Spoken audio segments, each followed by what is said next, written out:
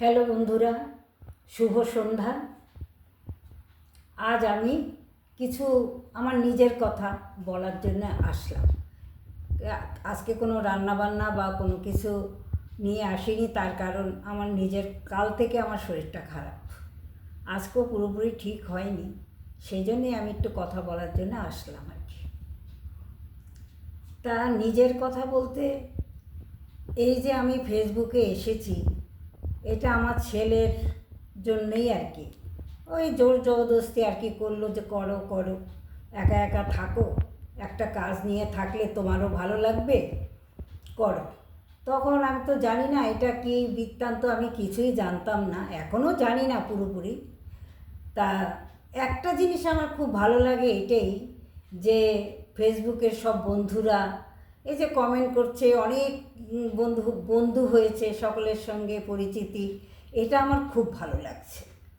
কেননা বয়স তো অনেক হলো, তাই বলছি যে কাজ আহ, কাজ করে যাও, কাজ করে যাও, ফলের আশা করো না, এটা আমাদের ঠাকুর বলেছেন। তো ফলের আশা করো না, এটা ওনাদের কথা, কিন্তু ফলের আশা তো করেই অনেকে। তো যাই হোক, তবে তবে ফলের আশা করে যদি কিছু না পাওয়া যায়, তাহলে কিন্তু দুঃখ ছাড়া আর কিছু না। আমি কিন্তু সত্যি ফলের আশা করে কিন্তু করছি না, সে যদি হয় হবে, না হলে না হবে, সেটা কথা আলাদা। কিন্তু আমার ভালো লাগছে, এই কাজটা করে আমার খুবই ভালো লাগছে। আর সেটাই আর কি বলছি, যে ফলের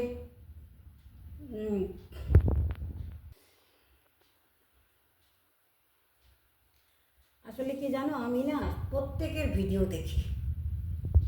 আমি ফেসবুককে ধন্যবাদ জানাই যে এরকম একটা প্ল্যাটফর্ম দিয়েছে, যে সকলের আমি কিন্তু ভিডিও, আমার এত ভালো লাগে। কাজ, কাজের মধ্যে থাকাটা যে কত ভালো, একাকিত্ব নষ্ট হয়। তারপরে এই সকলের সঙ্গে একটা, মুখে হয়তো তাদের সঙ্গে দেখা হয় না, কিন্তু তাদের যে একটা, এই যে কমেন্টে অনেক কিছু আমি শুনি, অনেক কিছু আমার ভালোই, আমাকে যারা কমেন্ট করে সব ভালোই করে, মানে কিছু খারাপ কেউ এখনও পর্যন্ত করেনি। আমার খুবই ভালো লাগে, আমার সত্যিই খুব ভালো লাগে। তাই বলছি, কাজ বয়সটা ম্যাটার করে না বোধ হয়। কেননা আমার তো এখন সেই 75-এর আপ, 75 আপ আমার মানে বয়স। আমি কাজ করছি, আমার এত ভালো লাগছে, তাই বলছি যে কাজ করো, কাজ করে যাও। কিন্তু এই কাজ করে যাও, কাজ যে কোনো কাজ, ফেসবুক না শুধু, যে কাজই করো না কেন, কাজ করো, কিন্তু সাকসেস একদিন আসবেই। অনেকেই ফেসবুকে শুনি ধৈর্য হারিও না, ধৈর্য হারিও না, কথাটা সত্যি। ধৈর্য হারালে কিছুই হয় না, তবে কাজ করে গেলে তার একটা রেজাল্ট আছেই। মন দিয়ে কাজ করলে তার একটা তো রেজাল্ট আছে, ভালো রেজাল্টই আছে।